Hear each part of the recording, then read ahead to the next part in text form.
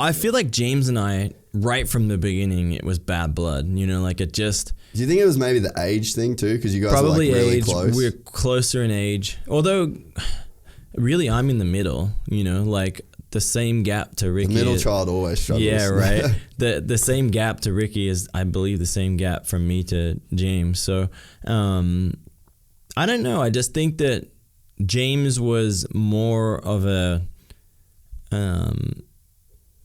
I don't know. I don't know how to take it, like, or put it into words. I know that, like, a lot of things that probably I took to heart or was really, like, pissed off about was a lot of the racial things you get with James. And I don't necessarily think that James was saying all these things, but a lot of the things saying, like, when we would have a rivalry and then the racial stuff would come in. What kind of racial stuff got said?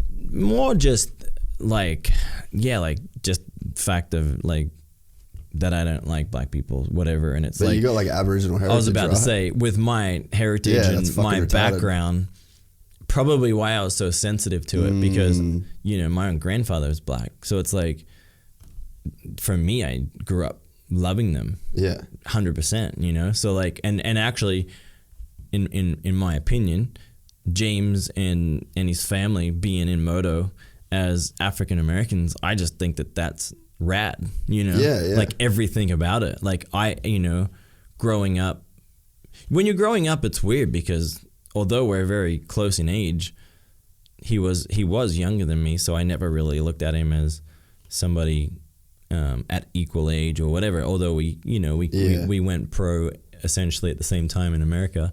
But yeah, like watching, like you looked at him as like a kid almost. Yeah, like watching him grow up and the things that he got to do and like in the magazines and the terraformers and stuff that you see.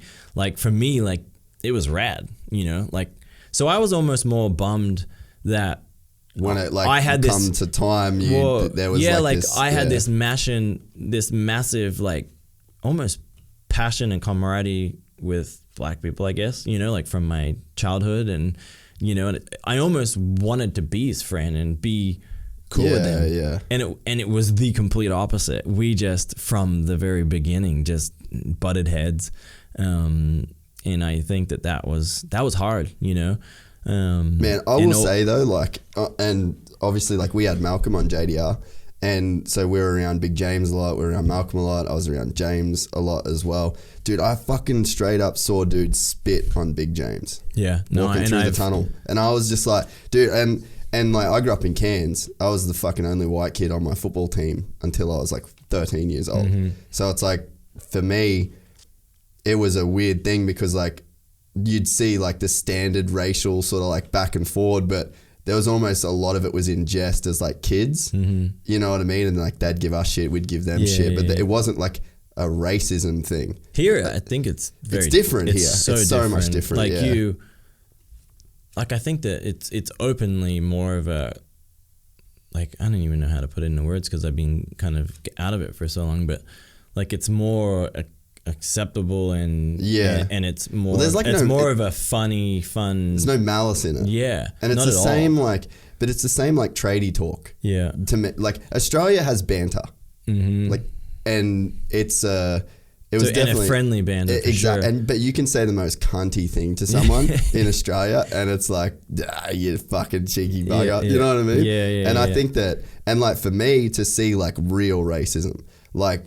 To see someone fucking spit on someone from a stadium and like call insane names to me, I was like, dude, I remember the fucking feeling in my stomach. Like you almost want to beat those people up, right? Not even that, man. I was just like horrified. Yeah. Like I literally couldn't believe what I just saw, and I felt hurt by it. Yeah. I was like, fuck, that's just a dude. Yeah. Like spat on them like a dog. Yeah, and I mean, you've been around Big James. He is a dude. You know, he's the like fucking funniest dude ever. He's so rad. Yeah. You know, like funny. You know, funny enough. All these years later, you know, I got to go and I hope one day James becomes okay with who he is. You know, because I don't. You know, you talk about me holding people at an arm's length. Oh, bro, they're on another level. You know. Yeah, Stewart's definitely at a different level, but James individually is completely his own individual on taking that to a whole new level. There's like, I mean, someone said something to me. Maybe it was my mate Saulie actually just said like, how do you go from like being that good and winning and being like, and there was times like, man, I've played golf with him. Like I've hung out with him a bunch. Like he's a fucking nice dude. Mm-hmm. He's a very nice guy when you hang around him. But there's never this point where he does let that guard down. And it's like to see the way that it was like this slow regression, and you could see it while he was still riding. And I think the last time I hung out with him, I actually almost burned his house down. One of my fucking batteries blew, like one of my camera batteries caught on fire, and we were just talking shit. He's like, hey man, I smell some smoke, and I was like, fuck, that's not good. And I look over, my camera bag's on fire. No. But like, I could even feel then that there's like this real pullback from like everything, and I don't know, man. Like maybe he just, like, we don't obviously know what he went through. Like the kid was a superstar. Yeah.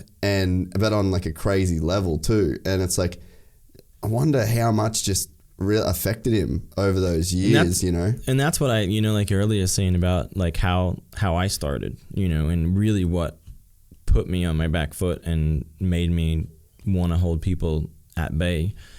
You know that there's so much deeper stuff with what he's had to deal with, within the US and how, the stories and the few stories that you hear, and then the few that you've seen, just like you mentioned about his father being spat on and things like that. So you just, that there's deep shit there and whatever. And like for me, I hope one day we can go play golf and hang out in an environment that is completely removed from all that. Because at the end of the day, again, it's that thing, like you guys can relate to each other in such a unique way and we're probably more alike than we'd ever care to admit, you know. And I think that probably is a reason why we butt heads also, or why we have butted heads.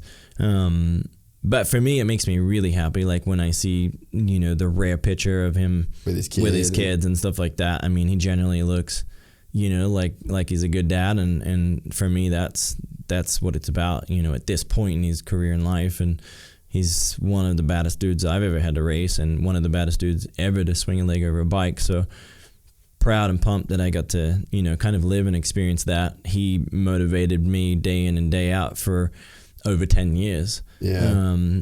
So in a strange way, I feel lucky. Like you owe him a lot in a way. Yeah. Almost. Yeah.